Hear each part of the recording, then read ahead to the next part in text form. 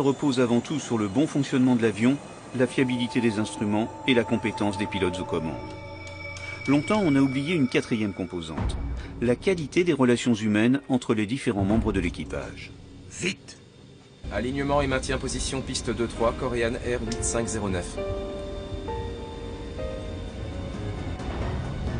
Enfin. Et cette composante peut avoir une influence mortelle lorsqu'un petit incident survient au mauvais moment.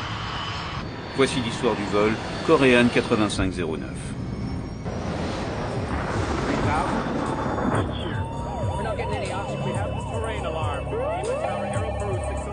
We are in an emergency.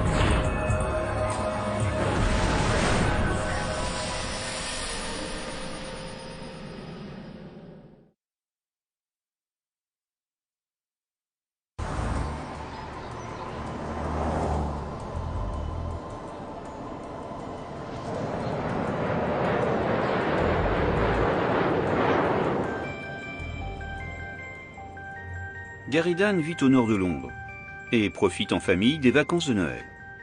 Je t'ai déjà dit que je les aime pas. On passait les fêtes de Noël en famille. On était en train de préparer nos cadeaux quand j'ai entendu l'avion survoler la maison de très près.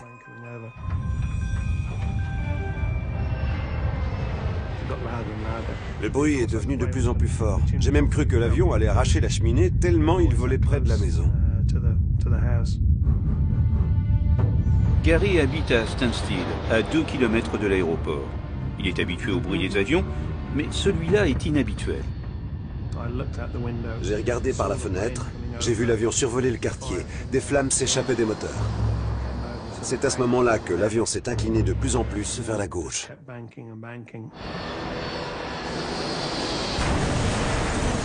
Carrément sous ses yeux, un Boeing 747 de Korean Air s'écrase dans la forêt d'un village voisin. Il y a eu une énorme explosion.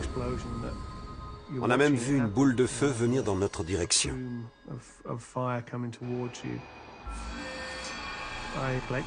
J'ai vite attrapé une lampe de poche et j'ai dit « L'avion s'est écrasé, il faut leur porter secours !» Mon frère et moi avons couru jusqu'au lieu du crash. On a suivi l'immense nuage de fumée provoqué par plusieurs petits incendies de kérosène qui brûlaient dans la forêt.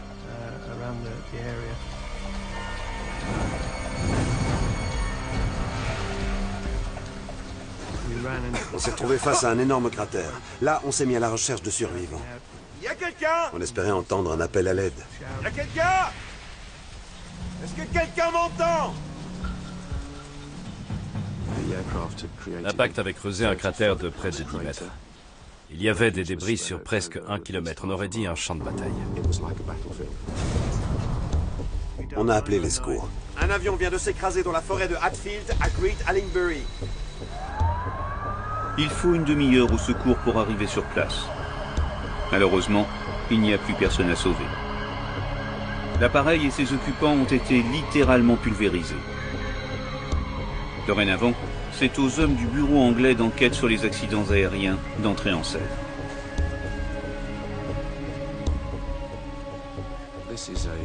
C'était un avion extrêmement sophistiqué, piloté par un équipage compétent. Pourquoi les pilotes ont-ils perdu le contrôle de l'appareil?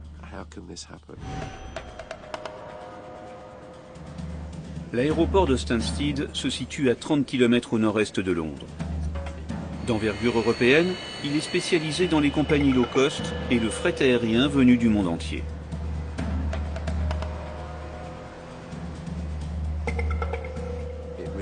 L'aéroport était en pleine effervescence.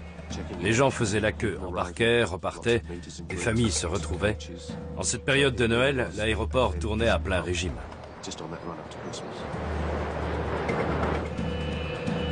Le vol 8509 de Korean Air est un vol cargo. C'était un Boeing 747 destiné au transport de marchandises. Il n'était donc pas aménagé pour transporter des passagers, mais uniquement du fret. Parti de Séoul, en Corée du Sud, l'avion a fait une escale à Tashkent, en Ouzbékistan, avant de se poser à Stansted. Il doit poursuivre sur Milan, mais avec un nouvel équipage.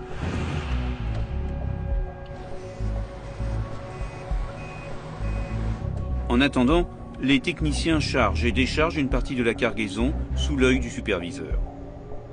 Le rôle de ce dernier est essentiel. Il doit veiller à l'agencement des 63 tonnes de marchandises embarquées ce soir-là à bord du 747. Et le rangement parfait des marchandises est essentiel à l'équilibre de l'avion. Il faut charger l'avion de manière à ce que le poids soit réparti de façon homogène et sans dépasser la limite autorisée. On ne peut pas mettre toutes les caisses lourdes au fond et les choses légères à l'avant, par exemple. L'avion risquerait de basculer et de devenir très difficile à maîtriser. Ce serait très dangereux.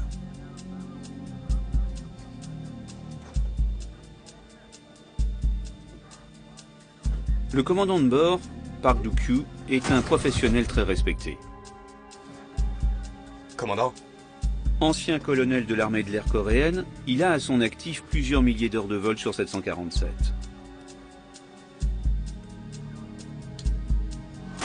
Park On-kyu est le mécanicien navigant chargé de surveiller et de gérer les systèmes vitaux de l'appareil.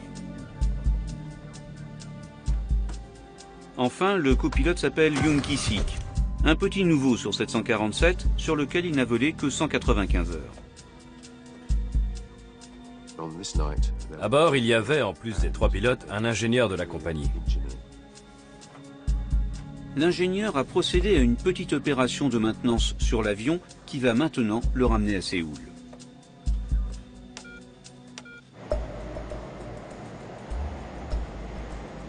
Messieurs, si notre départ se passe comme prévu, on devrait décoller à l'heure. On s'y met. Stansted ici Korean Air 8509, demandons l'autorisation de décoller pour Milan. Korean Air 8509, nous n'avons pas votre plan de vol, autorisation refusée. Bien reçu. Stansted, patientez pour le plan de vol.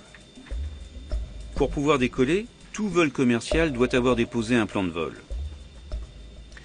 Contactez le siège et demandez-leur de transmettre le plan de vol. Vite! Stansted. L'équipage attend alors patiemment que l'équipe au sol transmette le plan de vol au contrôle aérien.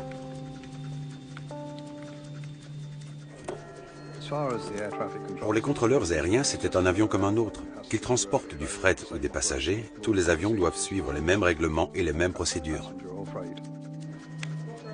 Korean Air 8509, autorisation de décollage pour Milan via Douvres 6 Roméo. Korean Air 8509, autorisé à décoller via Douvres 6 Roméo, transpondeur 2230. Enfin, avec 1 heure de retard, l'équipage est autorisé à la mise en route et au roulage. Il est 18h25. Korean Air 8509, alignez-vous. Piste 2-3. Alignement et maintien position piste 2-3, Korean Air 8509. Le commandant Park sait d'ores et déjà qu'il arrivera en retard à Milan. Korean 8509, autorisation de décollage, piste 2-3. Enfin.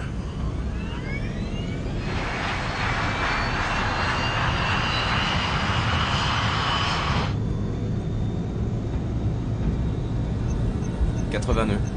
Reçu. V1. Rotation.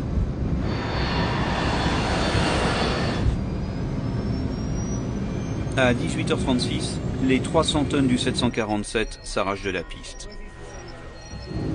Vario positif confirmé. Train rentré. Train rentré. 900 pieds. Après avoir décollé, l'avion a atteint une altitude de 2500 pieds. Puis l'appareil a pris un virage. Virage à gauche à 1.5 DME. Bien reçu. Virage à gauche à 1.5 DME. L'avion a amorcé le virage. Virage amorcé, commandant. Direction unité 5-8.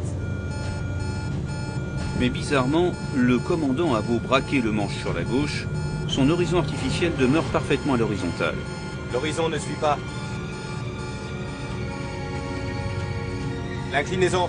L'inclinaison. Regardez, l'inclinaison.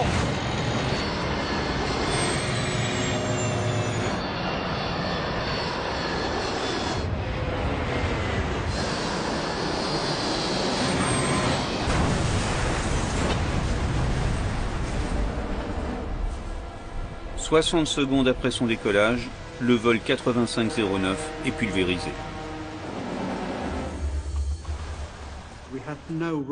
Aucun débris ne dépassait la hauteur des genoux. L'avion s'était volatilisé. Le soir même, les premiers hommes du service d'enquête sur les accidents aériens sont sur place. J'aimerais inspecter la zone si c'est possible. L'un d'entre eux, Sid Hawkins, s'assure d'abord que la zone est sécurisée. Il est très important que les enquêteurs puissent inspecter l'épave au plus vite. Mon travail était de veiller à leur sécurité.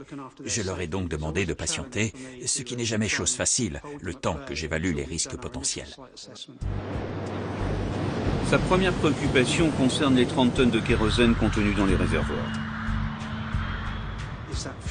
Il fallait vérifier si le kérosène était toujours là. Et si oui, cela représentait un danger pour les équipes. J'ai également dû vérifier le type de marchandises que transportait le cargo. Est-ce que c'était des denrées classiques ou des produits dangereux? On ferme l'accès pendant la nuit. Il fait trop noir et la zone est dangereuse. Informez le personnel. Les lieux n'étaient pas éclairés, ce qui les rendait extrêmement dangereux pour les enquêteurs comme pour les secouristes.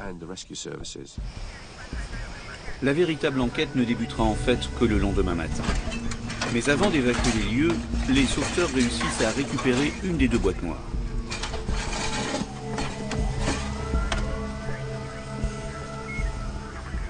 C'était une découverte cruciale, celle de l'enregistreur. Super. L'enregistreur de conversation est très important, en particulier lorsque l'équipage n'a pas survécu à l'accident. On découvre ce que les pilotes se sont dit. Ça nous donne une idée de l'ambiance dans le cockpit. On prend aussi connaissance des alarmes qui ont pu retentir. La boîte noire récupérée est très endommagée. Et rien ne prouve que ces données seront exploitables. Elle serait pourtant précieuse pour expliquer cet accident aussi brutal que mystérieux. L'inclinaison.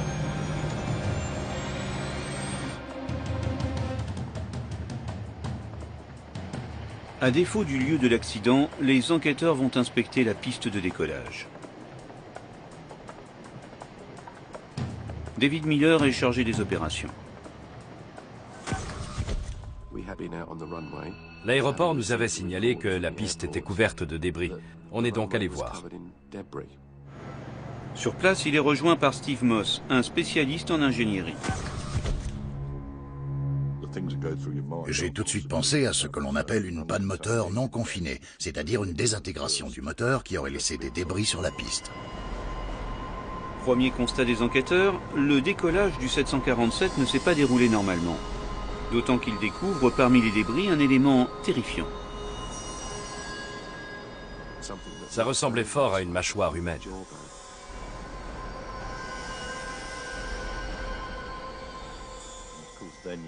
Là, on s'est mis à cogiter. Qu'est-ce qui avait bien pu se passer? Est-ce que l'avion avait heurté quelqu'un au sol pendant le décollage? On s'est demandé s'il avait pu s'agir d'un suicide.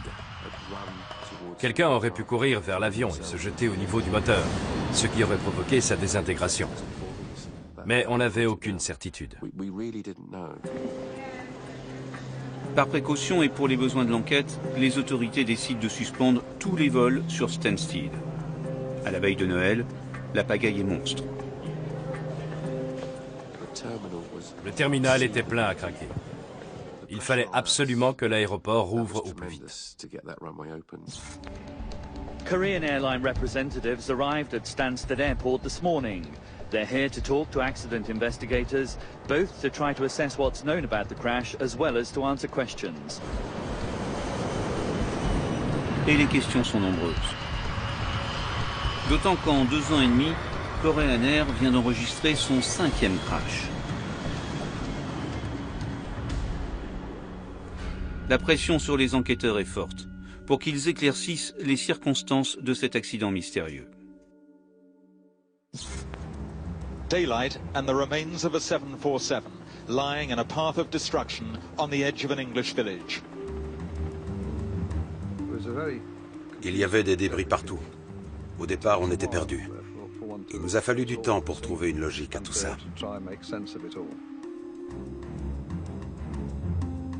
Le lendemain matin, les enquêteurs ont enfin accès au point d'impact. Un immense cratère jonché de débris. On a compris que les débris qui se trouvaient sur la piste provenaient de l'explosion. Le souffle a projeté des débris en l'air que le vent a ensuite déposés sur la piste. Le mystère de la mâchoire retrouvée la veille est lui aussi rapidement résolu. Après de plus amples observations le lendemain matin, il s'agissait en fait d'un morceau de plastique déformé.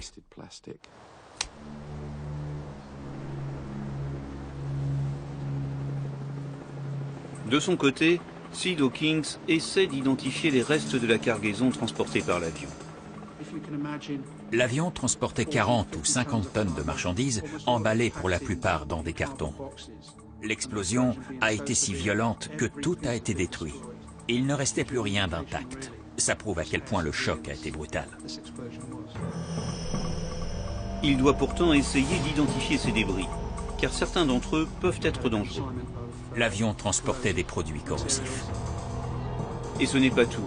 Le vol 8509 transportait également des mèches détonantes à usage militaire, 2 tonnes de whisky, des cartouches d'impression et une machine à rayon X.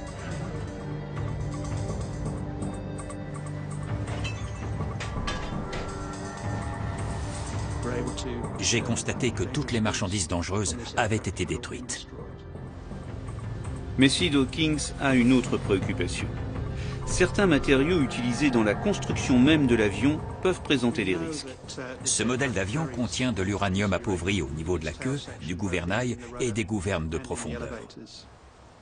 Sur cet appareil, un 747-200, l'uranium appauvri servait de lest pour améliorer la stabilité en vol. Fort heureusement, ce matériau radioactif ne s'est pas dispersé. Du coup, les enquêteurs pouvaient se mettre au travail sans danger. La scène étant accessible, reste maintenant à comprendre ce qui s'est passé.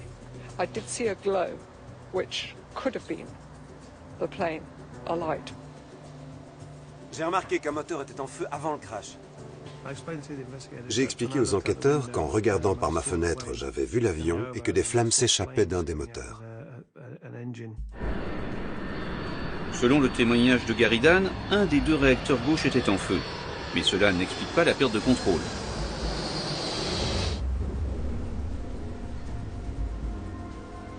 Il n'y a pas de danger. Mais soyez prudents par ici. Les enquêteurs s'interrogent. L'avion s'est-il écrasé en un seul morceau? La disposition des débris au sol est riche d'enseignements. Est-ce qu'on a bien les 2 ailes, la queue de l'avion? Est-ce qu'on a la dérive et la gouverne de direction? Oui, on avait tout ça. On en a conclu que l'avion n'avait pas souffert d'une avarie structurelle en vol. Plusieurs traces caractéristiques sont également observées sur le sol.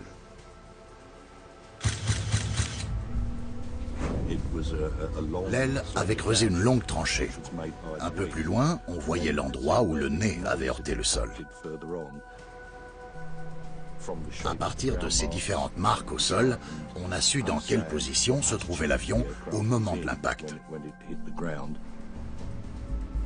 Toutes ces traces gravées dans la terre sont le témoignage des dernières secondes du vol 8509.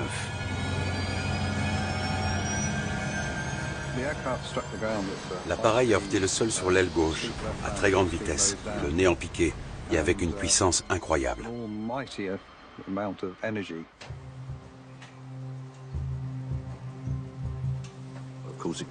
Il était clair que les pilotes avaient reçu des informations erronées au point d'être complètement désorientés.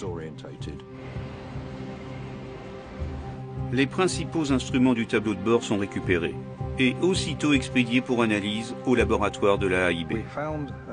On a retrouvé des morceaux des horizons artificiels de l'avion. L'horizon artificiel indique au pilote la position de l'avion par rapport à l'horizontale. C'est un instrument essentiel au pilotage.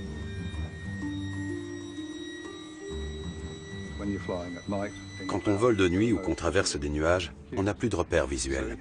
C'est à ces moments-là que les pilotes utilisent leur horizon artificiel pour se repérer.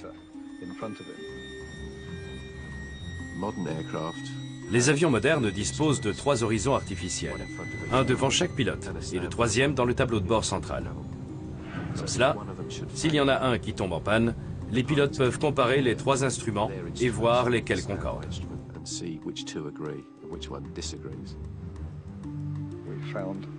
On n'a retrouvé que des fragments qu'on a fait examiner en laboratoire.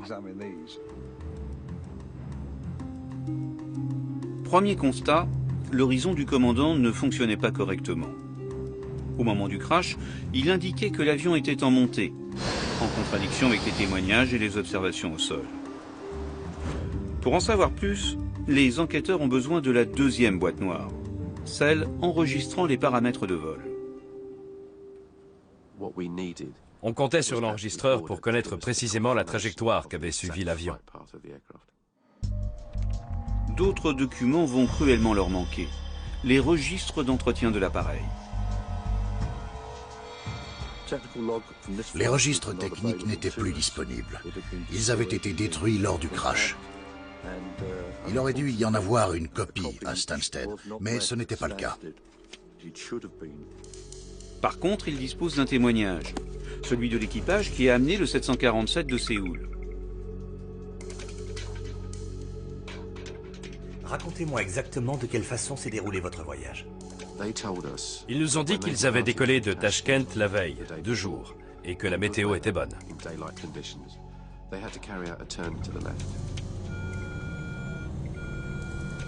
Au moment d'entamer un virage à gauche, ils se sont rendus compte que l'horizon artificiel du commandant ne fonctionnait pas. De jour et hors des nuages, le pilote s'est servi de la ligne naturelle de l'horizon. Pour poursuivre la manœuvre, le commandant s'est fié au 3e horizon artificiel, qui fonctionnait parfaitement. Le vol s'est poursuivi sans encombre et l'équipage a atterri à Stansted. Une fois au sol, l'équipage a quitté le terrain sans rencontrer l'équipage de relève. Normalement, l'équipage arrivant doit échanger avec l'équipage de relève, c'est-à-dire parler du vol et débriefer sur l'état de l'appareil. Faute de contact entre les 2 équipages, le seul à avoir été informé de la panne de l'horizon fut l'ingénieur de la compagnie. D'accord, je vais regarder. Korean Air avait envoyé un ingénieur sur place pour qu'il s'occupe des opérations de maintenance. Mais l'homme n'a pas les bons outils pour cette intervention et doit faire appel à un renfort local. Vous allez démonter l'horizon artificiel du commandant.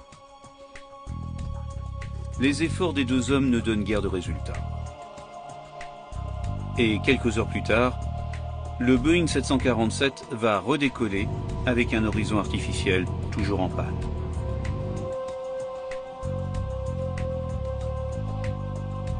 L'ingénieur coréen fait partie des victimes, mais les enquêteurs attendent beaucoup du témoignage du technicien qui l'a aidé. Il nous a expliqué qu'il avait retiré l'instrument du tableau de bord avant de déconnecter les fils à l'arrière. C'est ça qui pose problème. Vous pouvez changer la broche? Il a cru que le problème venait d'une broche endommagée à l'arrière de l'instrument. Du coup, il a remplacé le connecteur avant de remettre l'instrument dans le tableau de bord. Puis, il a testé l'appareil.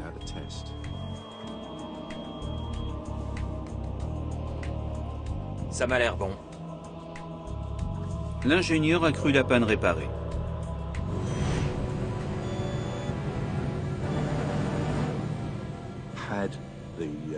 Mais est-ce qu'il avait vraiment résolu le problème?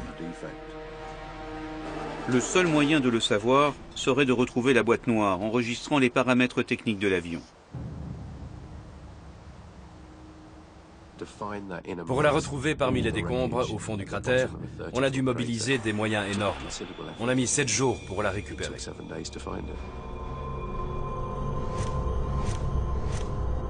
Et les premières analyses prouvent que l'horizon artificiel du commandant ne fonctionnait toujours pas, indiquant un roulis inférieur à 2 degrés. L'avion avait clairement penché à un angle beaucoup plus élevé, autour de 90 degrés, puisque l'alarme s'était déclenchée. Tout cela n'était pas normal. Pourquoi la réparation fut-elle défaillante? En théorie, l'ingénieur pouvait facilement identifier et réparer la panne de l'horizon artificiel. Les enquêteurs poursuivent leurs interrogatoires. Que vous ont signalé les pilotes exactement? Le mécanicien navigant du vol précédent a identifié la panne à l'aide d'un code précis et l'a inscrite sur le registre de maintenance de l'avion. Il a ensuite signalé le problème à l'ingénieur principal. D'accord, je vais regarder.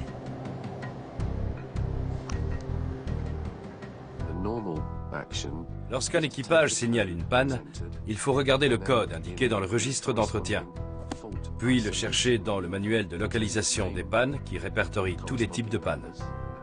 À partir du code, on sait d'où vient le problème et comment le réparer. Seulement voilà, ce soir-là, l'ingénieur n'a pas ce fameux manuel et donc la marche à suivre. Faute de pouvoir identifier précisément la panne, il a tenté de régler le problème par lui-même. C'est ça qui pose problème.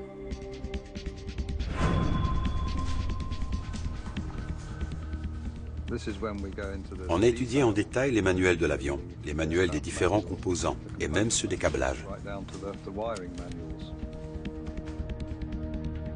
Les enquêteurs épluchent alors la documentation sur les systèmes de navigation du 747. Et ils finissent par découvrir pourquoi l'horizon du commandant ne fonctionnait pas. Il recevait tout simplement des informations erronées. Le vrai problème se situait en amont, au niveau de la centrale inertielle. Cet appareil est capable d'intégrer tous les mouvements de l'avion pour calculer, en temps réel, son orientation et sa position. Et c'est lui qui alimente en information l'horizon artificiel. Une des centrales inertielles a été victime d'un court-circuit. L'appareil a transmis des informations erronées à l'enregistreur de données de vol, comme à l'horizon artificiel du commandant. Réparer l'horizon artificiel n'a donc servi à rien, puisque la panne concernait en fait la centrale inertielle. Ils ont pris le problème à l'envers. Vous allez démonter l'horizon artificiel du commandant. S'il avait eu accès au manuel de localisation des pannes, l'ingénieur aurait su que dans cette situation-là, il fallait remplacer l'unité de navigation principale au lieu de toucher à l'horizon artificiel. L'opération de maintenance s'est avérée complètement inutile. L'avion a décollé avec la même défaillance technique qu'à son arrivée. Les pannes d'instruments sont rares. Il n'empêche que les pilotes sont formés pour réagir en conséquence. Il suffisait au commandant de vérifier ces 3 horizons artificiels pour savoir lequel était en panne. Car la boîte noire le prouve. Les 2 autres horizons du tableau de bord fonctionnaient parfaitement. Seul l'horizon du commandant était défaillant.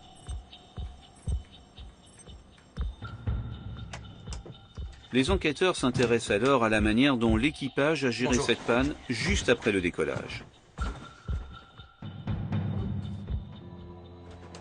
Pour cela, l'enregistrement de conversation dans le poste est essentiel. Commandant. Et coup de chance, les techniciens, non sans mal, réussissent à faire parler la boîte noire.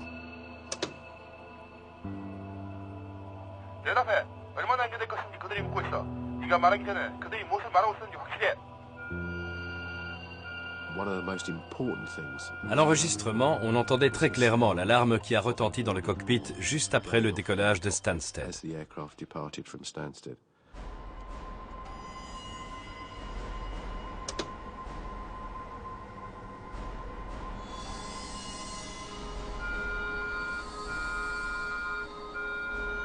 D'emblée, le plus étonnant est la très faible réactivité de l'équipage. Ils ont complètement fait abstraction des alarmes. Personne n'a évoqué la panne de l'horizon artificiel. L'alarme leur signale la défaillance d'un de leurs horizons artificiels. Un simple regard aux 3 horizons permet de détecter l'instrument en panne. Mais le commandant semble ne pas réagir.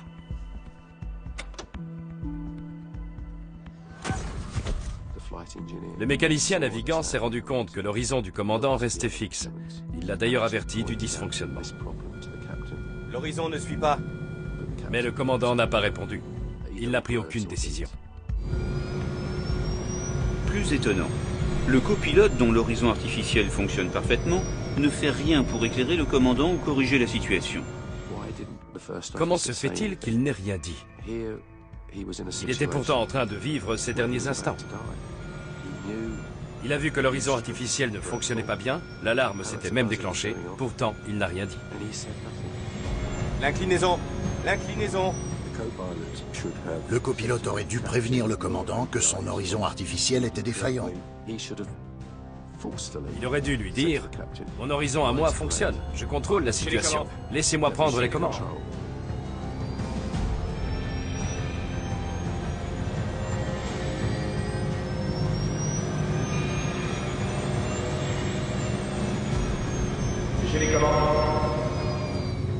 Le commandant aurait dû lui répondre « D'accord, vous avez le contrôle. » Mais le copilote n'a rien dit.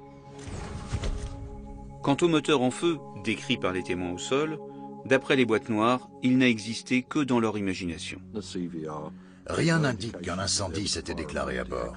Si ça avait été le cas, une alarme aurait retenti, une alarme reconnaissable entre toutes. Or, ce n'est pas ce qu'on entend sur l'enregistrement. L'absence de fiabilité des témoignages ne surprend pas vraiment l'enquêteur. De nuit, ou quand la météo n'est pas très bonne, les gens n'interprètent pas toujours correctement ce qu'ils voient. Le reflet des phares de l'avion ou des feux de navigation peuvent parfois faire penser à un incendie.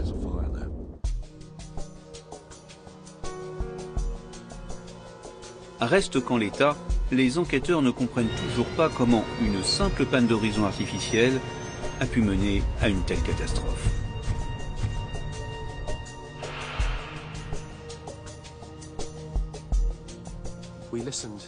On a écouté leur conversation, mais évidemment, entre eux, ils s'exprimaient en coréen. La traduction écrite dont on disposait ne nous aidait pas vraiment à comprendre les intonations. On a donc fait écouter la bande à une coréenne qui nous a expliqué quelles étaient les relations entre les membres de l'équipage.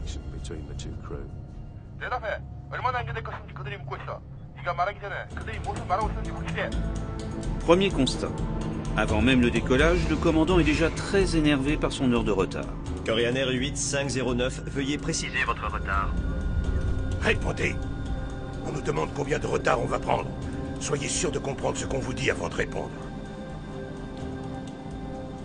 Stansted, autorisation en attente d'un nouveau plan de vol pour Milan. Le commandant s'est montré très autoritaire, en particulier avec son copilote. Au cours de cet échange, le copilote s'est montré très soumis. Le commandant parlait tandis que lui écoutait en silence. Donc le commandant se montre condescendant. Les enquêteurs se posent alors une question simple. Une réaction du copilote aurait-elle pu éviter le drame si le commandant l'avait écouté? Pour trouver la réponse, ils décident de reconstituer au simulateur les conditions exactes des 60 secondes de vol. Verdict, le crash était facilement évitable.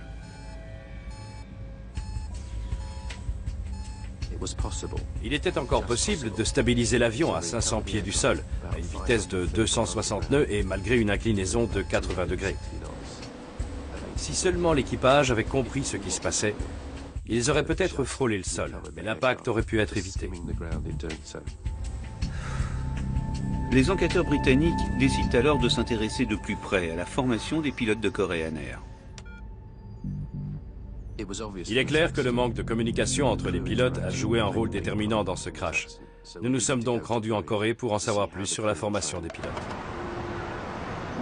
À Séoul, en Corée du Sud, David Miller assiste à plusieurs séances de formation des équipages.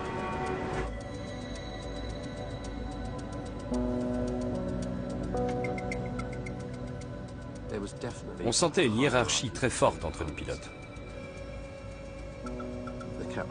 Le commandant était le plus âgé et le plus expérimenté, tandis que le copilote, plus jeune, était considéré comme un apprenti. Les pilotes travaillaient de manière très conventionnelle. Je crois qu'il y avait peu de place pour les initiatives face à une situation inattendue. Une hiérarchie très pesante, laissant peu de place à l'initiative individuelle. exactement le type de relation qui existait entre les 3 pilotes du vol 8509. Et la forte personnalité du commandant Park n'a rien arrangé. Les commandants de bord de Korean Air avaient pour la plupart démarré leur carrière dans l'armée. Le commandant était un ancien colonel, pilote de chasse émérite de l'armée de l'air coréenne. Dans la culture coréenne de l'époque, ces pilotes ne pouvaient, en quittant l'armée, qu'obtenir un poste de niveau égal à celui qu'ils avaient occupé alors.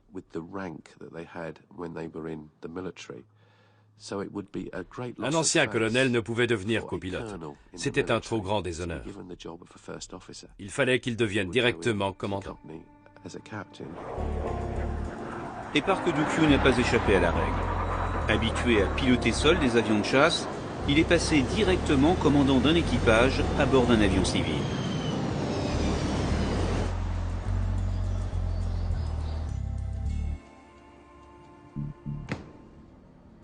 Au bout du compte, pour les enquêteurs, la cause principale de l'accident tient à la très mauvaise communication dans le poste de pilotage entre le commandant de bord, le copilote et le mécanicien navigant. C'est intolérable. Si on est encore en retard...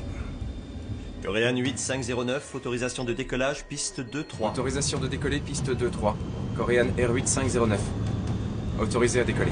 Enfin. Une série de petits incidents a retardé le vol et mis à rude épreuve la patience du commandant.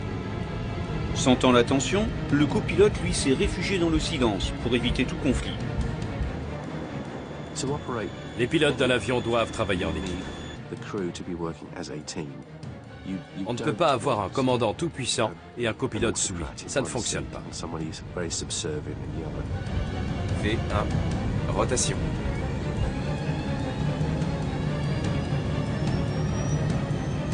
Vario positif confirmé. Train rentré. Train rentré.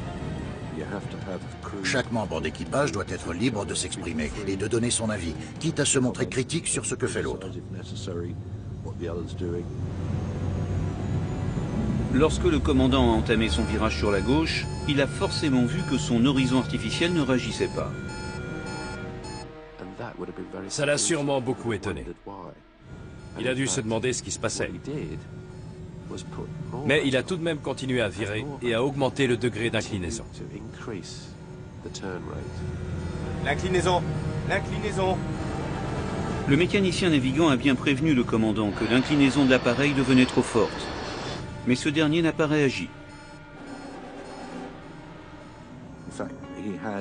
À vrai dire, il avait reçu un blâme quelques mois auparavant pour ne pas avoir respecté une procédure de départ aux instruments.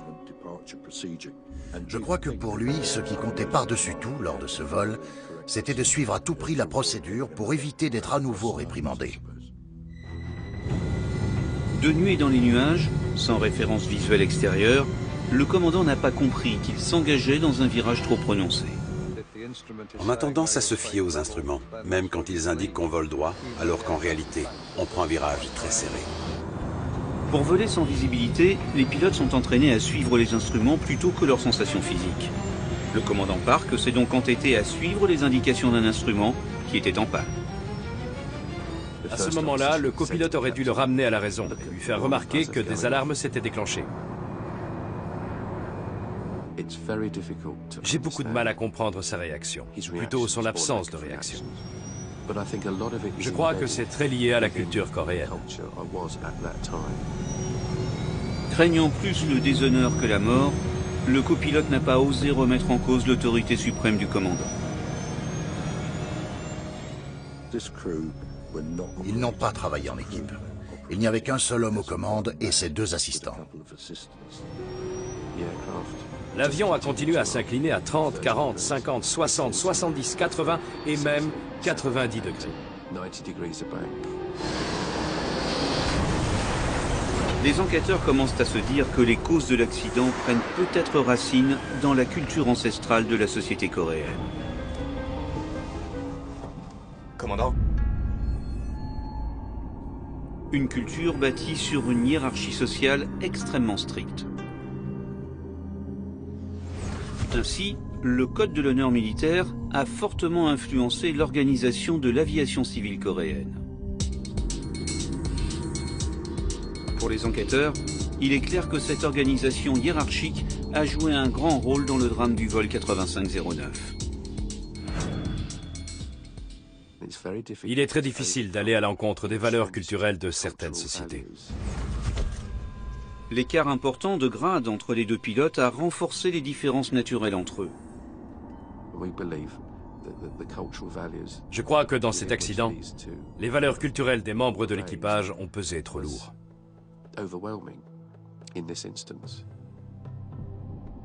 Bref, les différences entre les deux hommes étaient trop importantes pour qu'ils puissent être efficaces ensemble.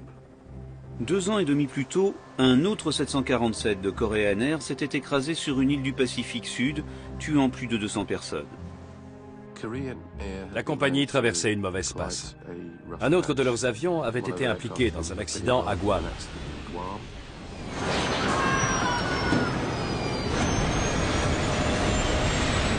Là encore, la hiérarchie et la mauvaise communication entre les pilotes avaient fortement contribué au crash. Leur réputation en avait beaucoup pâti. L'accident du vol 8509 n'a rien arrangé. À l'époque, l'image de la compagnie est en fait désastreuse. L'armée américaine arrête de faire voler ses personnels à bord de ses avions. Et dans le monde entier, la suspicion s'installe à l'égard de Korean Air. Le crash du vol 8509 ressemble presque à un coup de grâce. At a news conference, the Korean airline officials made the startling admission that military pilots, many of whom were recruited by the airline, sometimes take unnecessary risks. À travers leurs recommandations, le travail des enquêteurs sera aussi d'aider la compagnie à repartir sur des bases plus saines.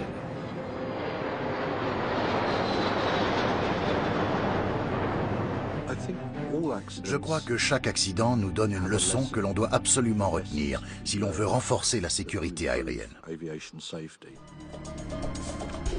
Les enquêteurs britanniques ont fortement conseillé une remise à plat de la formation des pilotes coréens, en tenant compte des spécificités culturelles. Et ils furent entendus par Korean Air, qui a revu en profondeur la formation de ses pilotes et a développé une véritable culture du travail en équipe.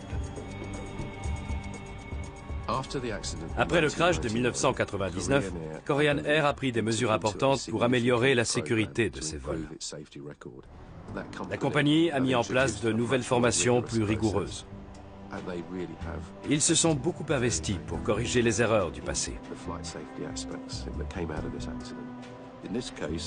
En l'occurrence, ils ont travaillé sur les problèmes de communication, le manque de rigueur dans l'entretien des avions, mais aussi l'absence totale de formation en gestion des ressources de l'équipage.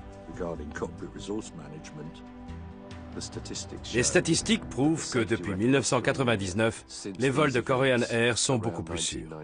C'est aujourd'hui une compagnie tout à fait recommandable. Le vol 8509 a marqué un tournant dans l'histoire de la compagnie.